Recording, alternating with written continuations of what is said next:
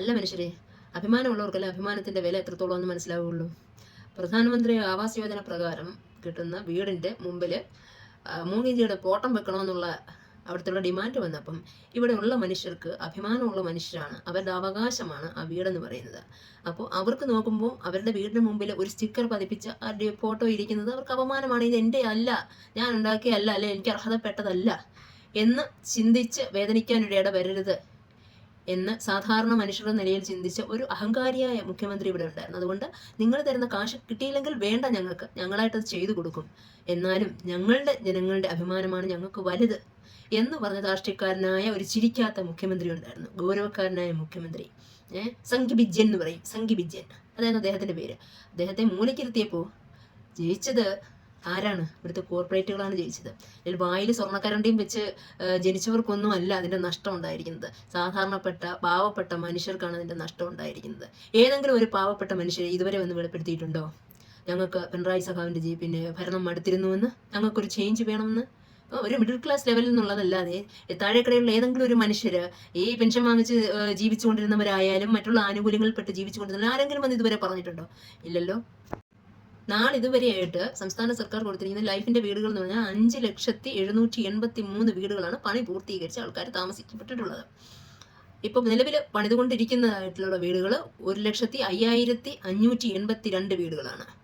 അത് ലൈഫ് പദ്ധതി നിർത്തലാക്കുവാണ് മേനോൻ സതീശൻ സാർ പറഞ്ഞിട്ടുണ്ടായിരുന്നു. അതിന്റെ മുന്നോട്ടുള്ള കാര്യം എന്താണെന്നറിയത്തില്ല. അതിന്റെ മുന്നോട്ടുള്ള കാര്യം ഇനിയിപ്പം പൂർത്തീകരിക്കണമെങ്കിൽ ഇനിയിപ്പോൾ ഈ പോട്ടം അങ്ങോട്ട് ഫിക്സ് ചെയ്തെങ്കിലേ ചിലപ്പം പൂർത്തീകരണം വരത്തുള്ളൂ. അതല്ലെന്നുണ്ടെങ്കിൽ അത് പാതി വഴിയിൽ മുടങ്ങിപ്പോവും. പാവത്തങ്ങൾക്ക് കയറി കിടക്കാനുള്ള ഇടവ് നഷ്ടപ്പെടും. ചിലപ്പോൾ നിങ്ങൾ നിവർത്തിക്കെട്ട് അതുങ്ങൾ സമ്മതിച്ചൊന്നും വരും. അവർക്ക് സമ്മതിക്കാതെ തരവില്ലല്ലോ.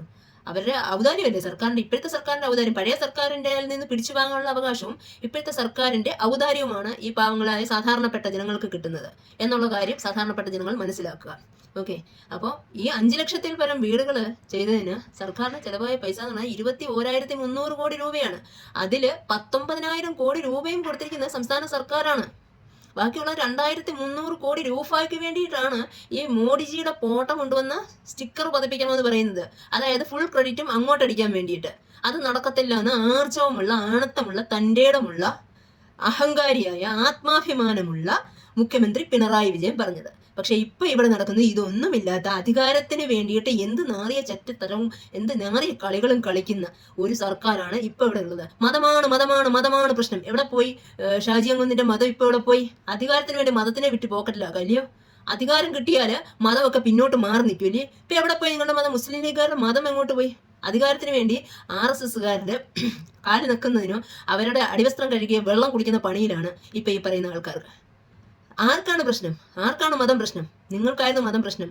മതത്തെ വിറ്റ് ഭൗതികതയിലേക്കുള്ള ഏണി വെച്ചിട്ട് കയറുകയായിരുന്നു നിങ്ങൾ. മതത്തെ വിറ്റ് ഭൗതികതയിലേക്കുള്ള ഉന്നതിയിലേക്ക് എത്താൻ ആ ഏണി ഉപയോഗിക്കുകയാണ് നിങ്ങൾ ഇപ്പോഴും ചെയ്തുകൊണ്ടിരിക്കുന്നത്. നിങ്ങൾ പറയുന്നതൊക്കെ വിശ്വസിക്കാൻ കാടിയും വൈക്കോലും തിന്നുന്ന കുറേ അണികളുണ്ടാകും നേരത്തിൽ. അരിയാഹാരം കഴിക്കുന്ന മനുഷ്യർക്ക് അത് പറ്റത്തില്ല. അവരെല്ലാം കണ്ടും കേട്ടും അറിഞ്ഞും ഇരിക്കുകയാണ് ഇവിടെ കേട്ടോ.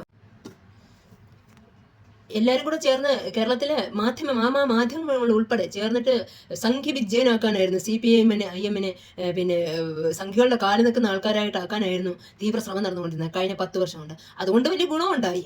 അതുകൊണ്ട് അധികാര കസേര കിട്ടിയല്ലോ. കാണുന്ന ചട്ടത്തരങ്ങൾ മൊത്തം കാണിക്കാൻ പറ്റുന്നുണ്ടല്ലോ. പാവത്തുങ്ങൾ അണ്ണകൾ അടിക്കാൻ പറ്റുന്നുണ്ടല്ലോ നല്ലതുപോലെ. സ്വന്തം പള്ള വീർപ്പിക്കാനുള്ള കാര്യങ്ങൾ നടത്തുന്നുണ്ടല്ലോ.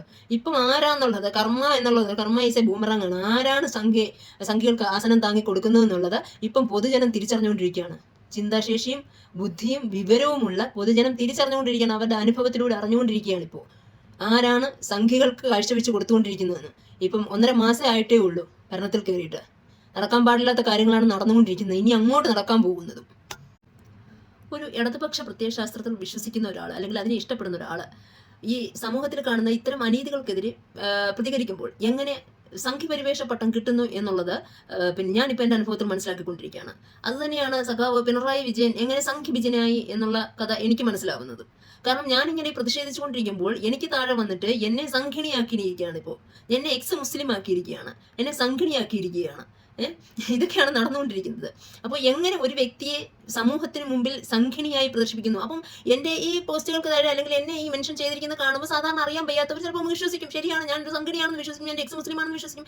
ഇതേ കാര്യമാണ് സഖാവ് പിണറായി വിജയനെ സംഘിബിജ്ജനാക്കിയതിന് പിന്നിൽ. ഇതേ ഒരു മെത്തേഡാണ് അന്ന് മുതൽ ഇന്ന് വരെ ഇവർ ഫോളോ ചെയ്ത് പറയുന്നത്. നമ്മൾ എന്തെങ്കിലും പ്രതികരിക്കുമ്പോഴത്തേന് നമ്മളെ അനാവശ്യങ്ങൾ പറഞ്ഞ് ഒരു എന്താ പറയുക, ഒരു മായിക ലോകത്ത് നമ്മളെ അഡ്രസ്സ് ചെയ്ത് വെക്കുകയാണ് ചെയ്യുന്നത്. അതിലവർ സക്സസ് ആവുന്നുമുണ്ട്.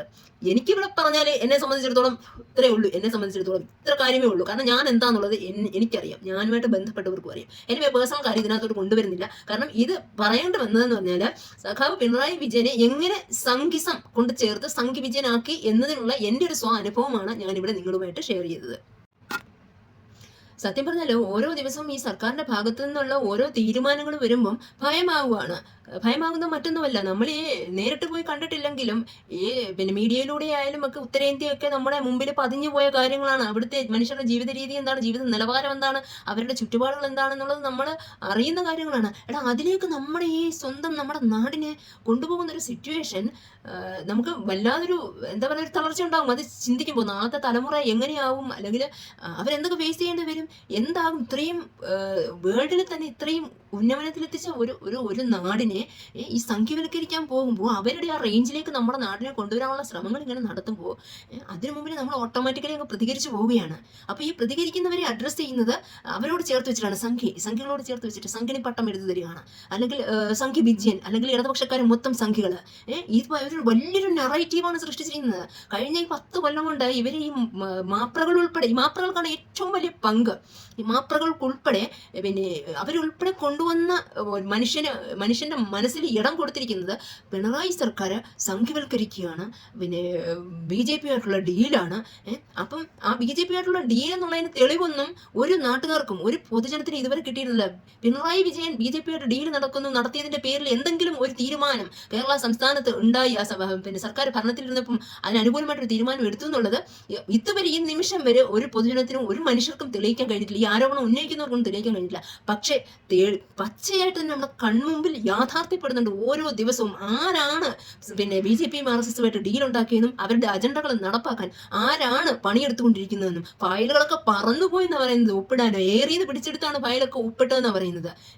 അപ്പം അമ്മതിന് ഓരോ കാര്യങ്ങളും സമാധാനം എന്നുള്ളത് ഒരു ബഹുഭൂരിപക്ഷം ജനങ്ങളും കേരളത്തിൽ ഒരു ചിന്താശേഷിയുള്ളവരും കാര്യങ്ങളൊക്കെ തിരിച്ചറിയാനുള്ള ബോധമുള്ളവരുമാണ് ഭൂരിപക്ഷം ജനങ്ങൾ എന്നുള്ളതാണ്. ഈ മതവിഭാഗീയത വഴി മതം തിന്നുന്ന കുറേ ആൾക്കാർ, ഏത് മതത്തിലായാലും ആ മതം തിന്നുന്ന ആൾക്കാരെ ഒഴിവാക്കി വെച്ചാൽ ബാക്കിയുള്ളവർ കുറച്ച് ചിന്താശേഷിയും ബുദ്ധിയും വിവേകവും ഒക്കെ ഉള്ള മനുഷ്യനാണ്. അവർക്ക് പെട്ടെന്ന് കാര്യങ്ങൾ മനസ്സിലാകും. അവർ ഒക്കെ ഉള്ളതുകൊണ്ടും ഇടതുപക്ഷം ഉള്ളതുകൊണ്ടും അത്ര പെട്ടെന്നൊന്നും കേരളത്തിൽ വന്ന് BJPയുടെ അജണ്ട സാധിച്ചെടുക്കാൻ സാധിക്കത്തില്ല. യൂട്ടേൺ അടിച്ച് മേനോൻ സർക്കാരിന് പിന്നോട്ട് പോകാനേ സാധിക്കത്തുള്ളൂ എന്ന ഒറ്റ ഒരു സമാധാനമേ ഉള്ളൂ നമ്മളെപ്പോലുള്ള സാധാരണ മനുഷ്യർക്കും ഇടതുപക്ഷ അനുഭാവികൾക്കും. ഇപ്പോൾ അത് ഇടതുപക്ഷം തന്നെയാണ് ഇവിടുത്തെ ഞങ്ങളെപ്പോലുള്ള സാധാരണ മനുഷ്യരുടെ ധൈര്യം എന്ന് പറയുന്നത്. അതങ്ങനെ തന്നെ മുമ്പോട്ട് പോകട്ടെ.